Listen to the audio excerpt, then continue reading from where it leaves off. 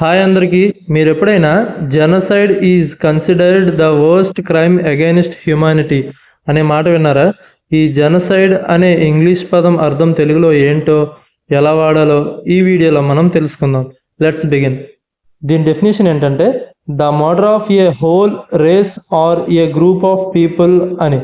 అంటే ఒక నిర్దిష్ట జాతి, మతం, సాంస్కృతిక లేదా జాతీయ సమూహాన్ని పూర్తిగా లేదా పాక్షికంగా నాశనం చేయడానికి ఉద్దేశపూర్వకంగా చేసే హత్యలు లేదా కార్యక్రమాలనే జెనోసైడ్ అనే వర్డ్తో మనం చెప్పొచ్చు. అంటే ఒక జాతి కానీ, ఒక వంశం కానీ, లేదంటే ఒక సమూహాన్ని పూర్తిగా నాశనం చేయడానికి ఉద్దేశపూర్వకంగా పెద్ద సంఖ్యలో ప్రజలను చంపడాన్నే ఈ జెనోసైడ్ అనే వర్డ్తో మనం చెప్పొచ్చు. దీనికి ఎగ్జాంపుల్ చూస్తే genocide is prohibited under international law.